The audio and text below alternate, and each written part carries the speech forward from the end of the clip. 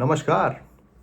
आज हम बात करेंगे सुप्रीम कोर्ट के जम्मू एंड कश्मीर को लेकर रीसेंट जजमेंट की, जिसमें it had upheld the abrogation of article 370। मतलब अनुच्छेद 370 को हटाना संवैधानिक तौर पर सुप्रीम कोर्ट के द्वारा वैध माना गया है।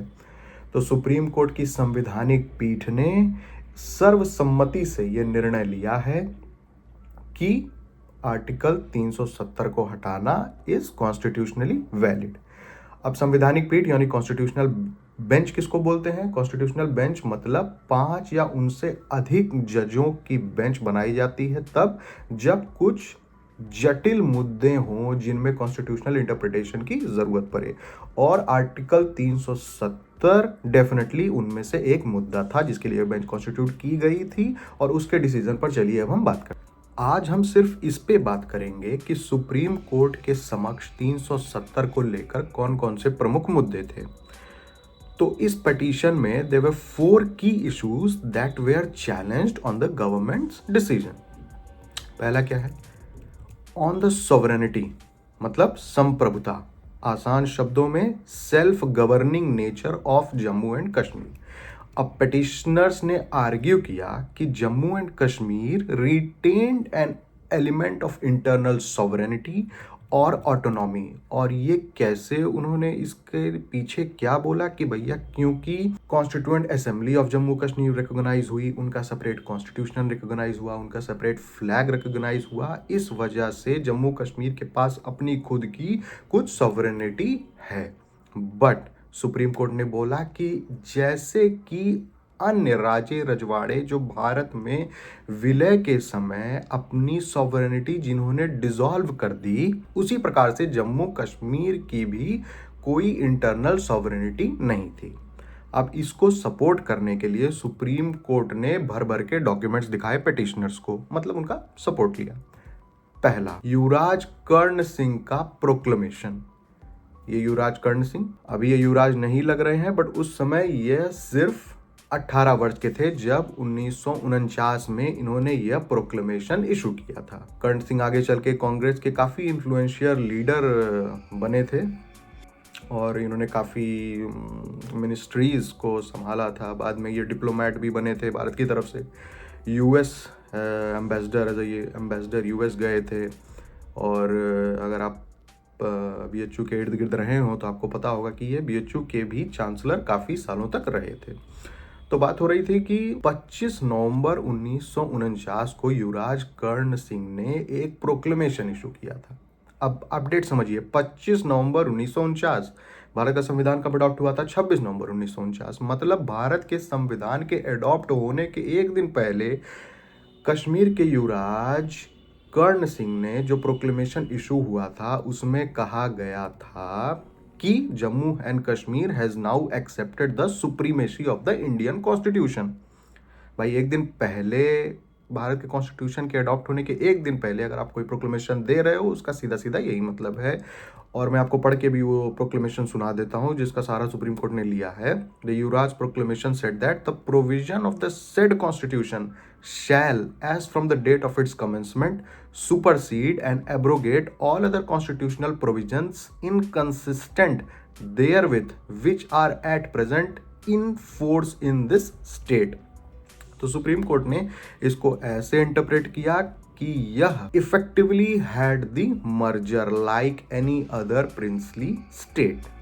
ठीक, ये तो पहला डॉक्यूमेंट। दूसरा डॉक्यूमेंट जिसका सहारा सुप्रीम कोर्ट ने लिया वो है article 3 of the Jammu and Kashmir constitution which explicitly states that it is an integral part of India.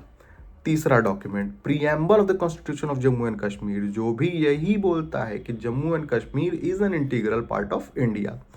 चौथा, article 1 of the constitution of India, जो आजकल बहुत ज्यादा चर्चा में रहता है, सबको पता भी होगा। Article 1 of the constitution of India क्या बोलता है? India, that is Bharat, is a union of states. तो उन स्टेट्स का विवरण शेड्यूल 1 में दिया हुआ है। अब शेड्यूल 1 में अगर हम देखें तो शेड्यूल 1 में 15 नंबर पॉइंट पर JNK का भी मेंशन है, जो भारत का एक स्टेट है।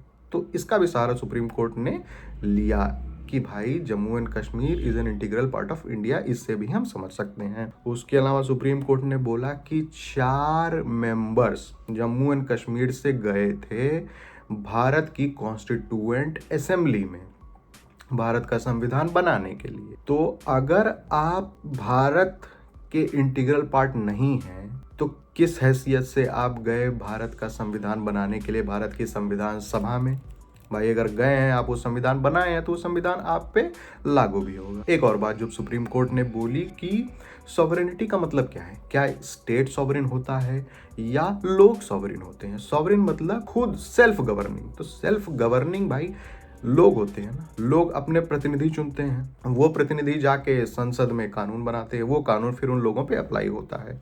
तो जम्मू कश्मीर के लोग क्या ऐसे प्रतिनिधि नहीं चुनते हैं जो पार्लियामेंट में जाते हैं? बिल्कुल ऐसे चुनते हैं। तो जम्मू कश्मीर के लोगों के पास भी उतनी ही सॉवरेनिटी है जो किसी बिहार, यूपी, तमिलनाडु, महाराष्ट्र के लोग के पास है। और एक चीज सुप्रीम कोर्ट ने बोला कि इंस्ट्रूमेंट ऑफ एक्सेशन जिसके थ्रू कश्मीर का विलय भारत में हुआ था वह कभी भी सॉवरेनिटी की बात कश्मीर के लिए नहीं करता है, वह हमेशा डिफरेंशियल ऑटोनॉमी या एसिमेट्रिक फेडरेशन की बात करता है। अब एसिमेट्रिक फेडरेशन का मतलब ये दो तौर पे इसको समझते हैं कि पहला, सेंट्रल और स्टेट के बीच पावर्स जो है बराबर नहीं है और स्टेट्स के बीच आपस में भी पावर्स बराबर नहीं है।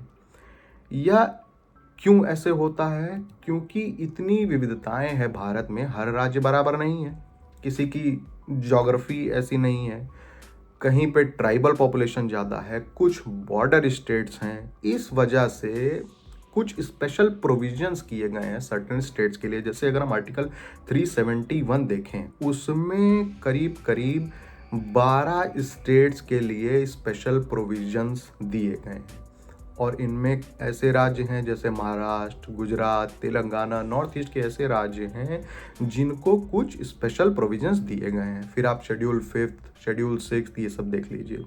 तो ये सब एग्जांपल किस चीज़ का है? एसिमेट्रिक फेडरेशन का। तो सुप्रीम कोर्ट ने बोला कि जिस प्रकार से आर्टिकल 371 के अंतर्गत कई सारे राज्यों को स्पेशल प्रोविजन दिया गया है, ठीक उसी प्रकार आर्टिकल 370 भी एक स्पेशल प्रोविजन कश्मीर के लिए दिया गया था। और जैसे अन्य राज्य भारत के इंटीग्रल पार्ट हैं, सेम उसी प्रकार से कश्मीर भी भारत का एक अभिन्न हिस्सा है।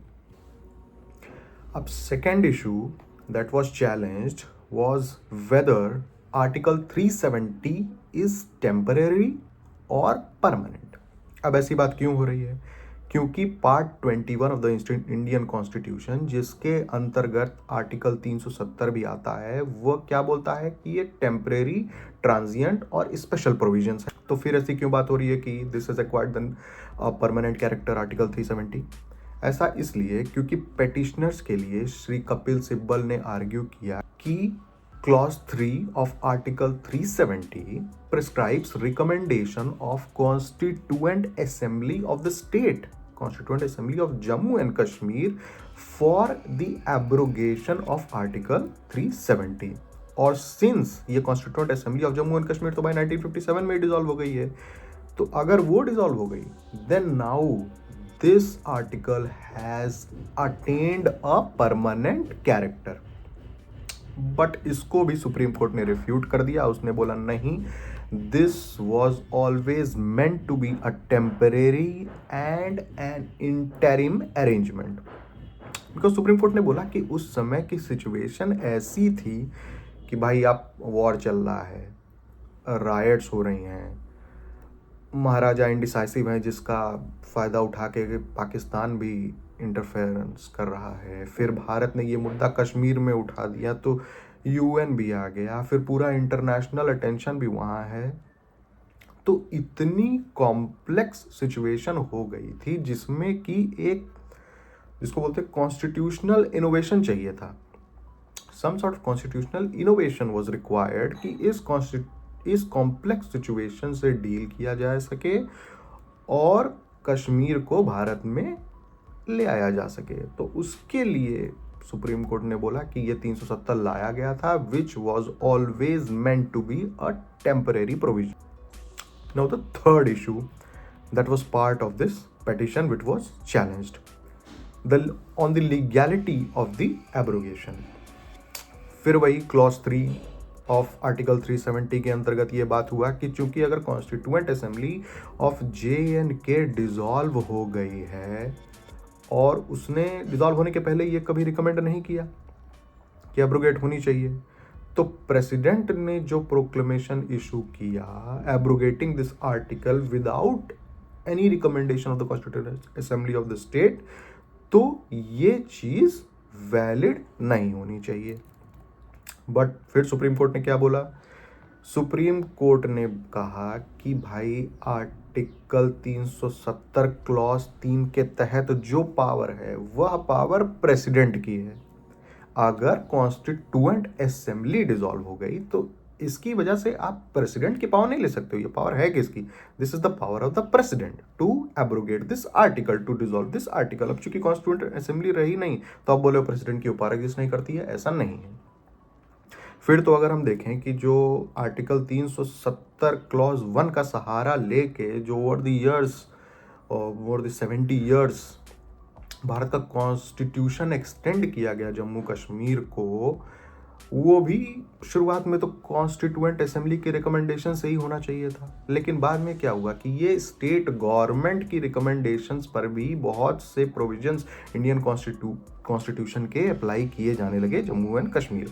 और कभी कभी तो ऐसा भी हुआ जब जम्मू कश्मीर में प्रेसिडेंट रूल था तब भी बहुत सारे प्रेसिडेंशियल ऑर्डर्स लाए गए जिनको जम्मू कश्मीर के लिए भारत का कॉन्स्टिट्यूशन एक्सटेंड किया गया। बहुत सारे प्रेसिडेंशियल ऑर्डर्स आए 1957 के बाद भी। लगभग अभी तक 50 कॉन्स्टिट्यूशनल ऑर्डर्स आ चुके हैं जम्मू कश्मीर के लिए, मतलब इससे एब्रोगेट होने के पहले।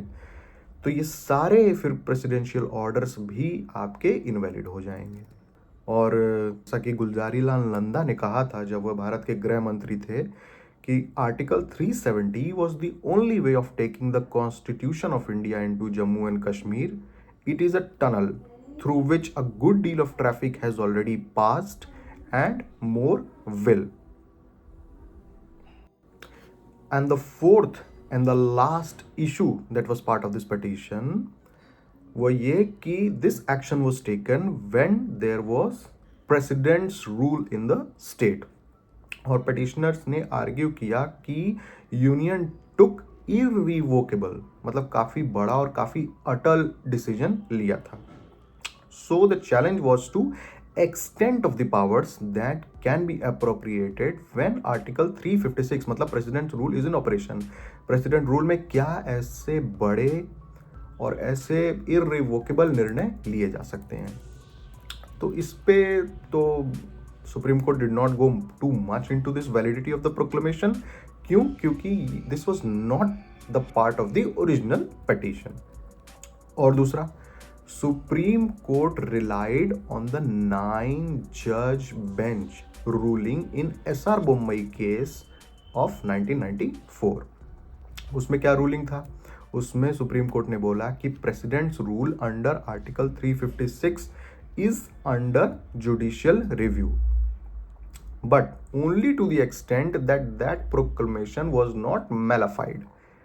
मतलब गलत भावना से नहीं लिया जाना चाहिए प्रेसिडेंट रूल का डिसीजन, ना कि आप कोई इररिवोकेबल डिसीजन नहीं ले सकते हो। इररिवोकेबल डिसीजन लेना कहीं भी तौर पे प्रूफ ऑफ मैलिफाइड नहीं माना जाएगा। और अगर पिटिशनर्स को इस पे बहुत ज़्यादा प्रॉब्लम है तो they should file a petition separately for it. तो ये थी हमारी analysis on the supreme court judgment upholding the abrogation of article 370। इसी तरह और भी इश्यूज को डीमिस्टिफाई करने के लिए जुड़े रहिए हमारे साथ। और तब तक के लिए मैं भारत की प्रभुता और अखंडता अक्षुण्ण रखता हूँ। आप भी रखिए। बहुत बहुत धन्यवाद।